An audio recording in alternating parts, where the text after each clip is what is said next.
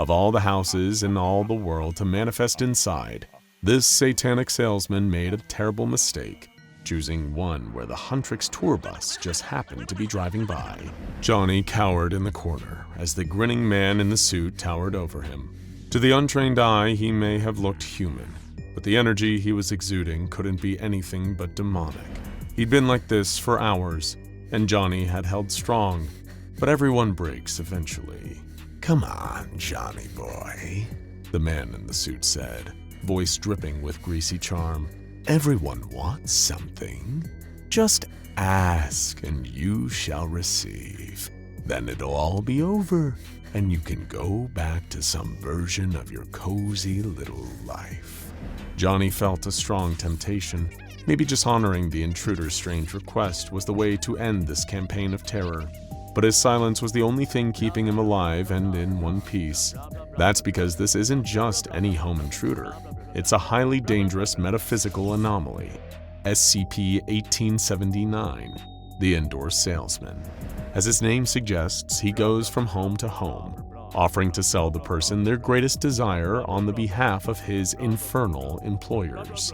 To make this deal a little more tempting, or at least mandatory, the person will find themselves unable to leave their home until the salesman closes a deal with his victim.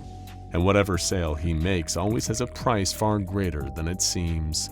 "There must be something you want, Johnny," he said. "All you need to do is say." Johnny couldn't take the torment any longer. He cleared his throat and opened his mouth, ready to choose the form of his destroyer. The indoor salesman looked at him the way a hungry man looks at a plump, juicy steak. That was until the living room window shattered in a hail of glass, shocking even the demonic entity in attendance. But now, technically speaking, he wasn't the only demon in the room. Standing before Johnny and the indoor salesman were the three members of international K-pop super sensation, Huntrix. Rumi, the band's lead vocalist wielding her iconic Sangyom sword. Mira, the rebellious main dancer of the band, and an ace with her Gokdo polearm. And of course, Zoey, the band's young lyricist. Her hands are filled with Shinkai throwing knives. Because these idols aren't just superstar performers. They're the latest in a long line of traditional Korean shamans, duty-bound to fight off the forces of otherworldly demons with their music skills and badass superpowers. And the indoor salesman just achieved the dubious honor of interrupting their highly anticipated US tour for a little demon hunting overtime. Of all the houses in all the world to manifest inside, this satanic salesman made a terrible mistake, choosing one where the Huntrix tour bus just happened to be driving by. "Ladies," he said, "I'll attend to you shortly. I'm with a customer right now. Do me the courtesy of waiting your turn." Before he could finish a sentence, Zoey hurled one of her throwing knives directly into his chest with expert precision. It stole the breath from the salesman's lungs with a shocking sensation. Pain. Actual pain. How could the weapons of these mere mortals have possibly harmed him? It didn't make any sense. But he didn't have long to ponder over this. Rumi and Mira were already upon him, sword and polearm at the ready. It took him drawing upon every reserve of his demonic power to warp out of the way in time. But the slash of Rumi's sword cleaved off the bottom half of his tie. He bought that tie in one of the underworld's most prestigious tailors. How dare she? Mira yelled for Johnny to get out of the house while they fought his supernatural invader, and Johnny didn't need to be told twice. He ran from the house as the trio of K-pop demon hunters stormed in for the kill. "Kumiho!" The salesman screamed, genuine panic registering in his normally smooth and smarmy voice. "I need extraction!" The salesman vanished just before he could be felled by a fury of blades from the three stylish pop stars. But Rumi, drawing on her own half-demonic heritage, could sense that another, even more powerful demonic force had entered the room, and one that, thanks to their heritage, they'd be extremely familiar with. A tall woman in flowing robes with a clutch of bushy foxtails behind her. To her colleagues and to those steeped in Korean mythology, she was known as the Kumyo, a demonic fox spirit with deadly claws. With her shape-shifting and mind-bending powers, she lured in victims, consuming their liver or heart, depending on what she craved that day. To the Foundation, she's known as SCP-953, the Polymorphic Humanoid. "Huntrix," she said. "I'm a big fan. It's going to be an honor to end your lives." Huntrix stanced up, weapons at the ready. Zoey tossed her glowing blades, but the claws of the polymorphic humanoid extended into the lengths of daggers and parried them effortlessly. While the salesman was built only to the side, the Kumio could hold her own, even against seasoned hunters like Rumi, Mira, and Zoey. Kumio went on the offensive, darting in with terrifying speed and slashing at the girls with her claws. Even with all their skills and coordination, the supernatural speed and ferocity of the malicious fox spirit had them all on the back foot. They desperately used their swords and polearms to block the blade-like claws. "Oh, do I have the hunters scared?" Kumio screeched with malefic glee. "Why don't you sing a little song about it?" But in taking the time to gloat, Kumio had made a grievous tactical error. She'd been focusing on the eyes, trying to detect and feed on the fear of her opponents, but in focusing so narrowly, she'd given herself a wider blind spot too. This allowed Mira to get behind her and plunge her glowing polearm through the demon's back. She gave an unearthly screech, both of pain and shock in being defeated, and exploded into a cascade of light. That could be chalked up as yet another win for Huntrix. All they'd need to do is make sure Johnny was okay, take some selfies with him, and sign any Huntrix merch he may have had. Then they would pile back onto the tour bus to continue to their next performance. But all was not well in the underworld. The indoor salesman's brush with death had rattled him, and in the process, he'd broken the one unholy rule that governed him: always close the sale.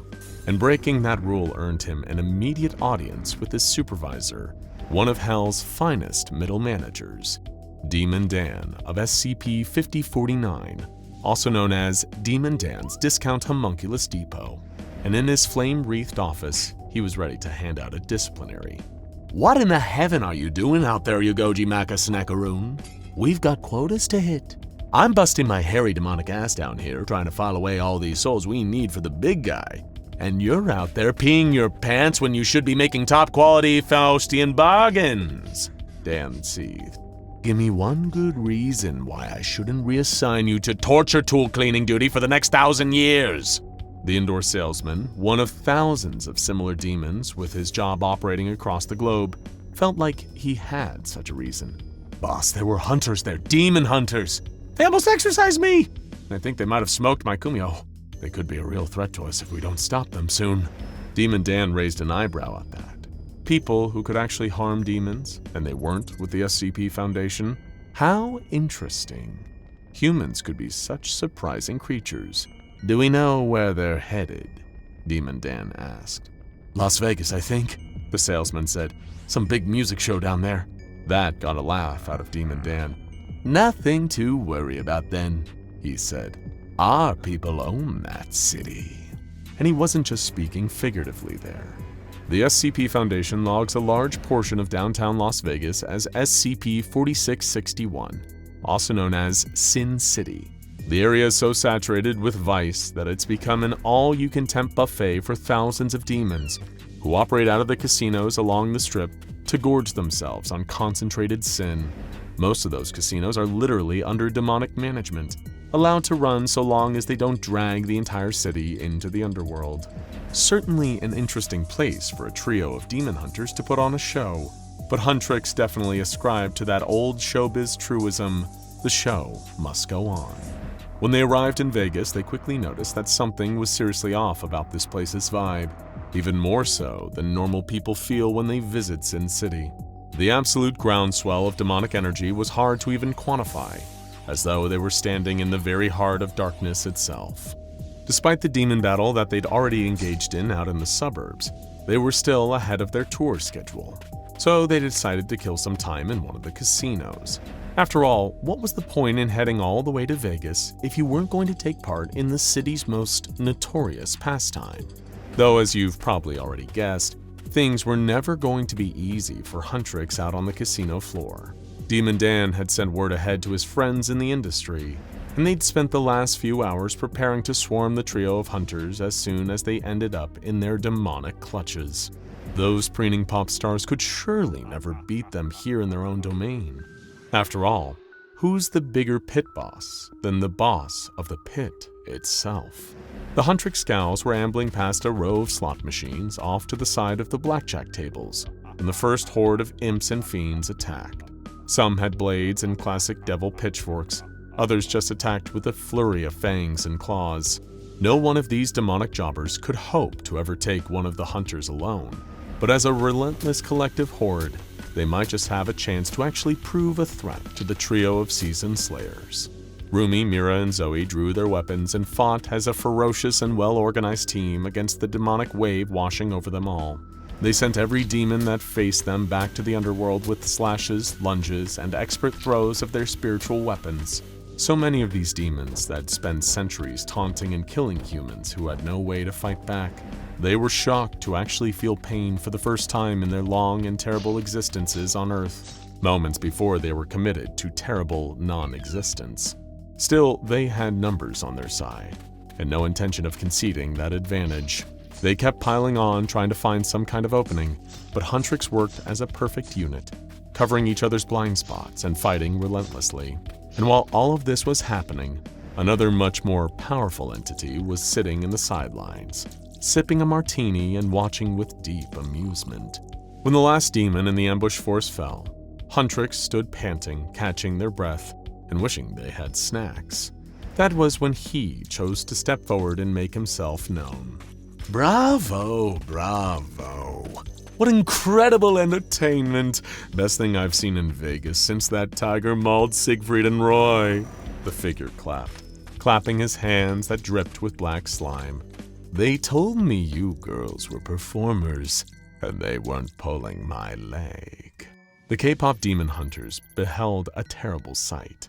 A grinning comedy mask atop a walking, rotting corpse, holding a martini glass. The demonic energy radiating out of this mask was immense, far more than any of the demons they'd faced, even the indoor salesman and the kumyo. This nightmarish alligator entity is known to the Foundation as SCP-035, also known as the Possessive Mask. Exhausted and annoyed at all the interruptions of what was supposed to be a relaxing pre-performance jaunt into an exciting foreign city, the Huntrix girls squared up and prepared for another fight, but the masked figure raised a rotted hand, gesturing for them to cool their jets. Oh, don't worry, girls, I'm not here to trouble you, just to watch the sparks fly. You've been doing the most wonderful job of ruining all the lesser beings' plans, he said with a voice like a cockroach crawling over the surface of your brain. But in the interest of keeping both our Vegas vacations enjoyable, I'd like to advise you that something an awful lot more dangerous is about to intrude on the fun from below. And before Rumi, Mira, or Zoey could even think of asking a follow-up question, the ground began to shake beneath their feet as something rose up from the abyssal darkness. The girls scattered as huge cracks ripped apart the carpeted ground, and a huge and terrible monster with breath of fire and flesh of stone rose up in the middle of the casino. This absolute Balrog of a beast is known to the Foundation as SCP-1179. An example of one found in an abandoned town in Pennsylvania came to be known as the Centralian Fire Demon. It roared and pulled out a sword made of molten hot stone, ready to take on the three hunters, capable of perfect pitch and near-perfect combat skills. Their weapons of pure fizzling light might be the only thing capable of cutting through the monster's demonic rock flesh. The battle began as the hunters darted around, avoiding the vicious strikes of the fire demon that lit the very casino floor on fire around them. But while the monster was larger and stronger, the Huntrix Scows had the advantage of speed and teamwork. Little by little, they cut and carved away at the monster until it fell. Because if one thing was true in this universe, it was that if Huntrix promised their fans a concert, they were going to put on that concert. But in universes beyond this one, a creature of pure malevolent power observed everything going on down below. It was, of course, SCP-001, in this case referring to the Scarlet King. He sat upon his throne of infinite misery and observed the wholesale demon slaughter going on in Vegas, and tightened his claws around the armrests in quiet rage. I am going to destroy those three, he growled to himself. Well, after I've watched their performance, maybe. So anyway, Stan Huntrix. Now go check out SCP-001. How actually powerful is the Scarlet King? or SCP-5049 The Skin Salesman, Demon Dan's Discount Homunculus Depot, for more.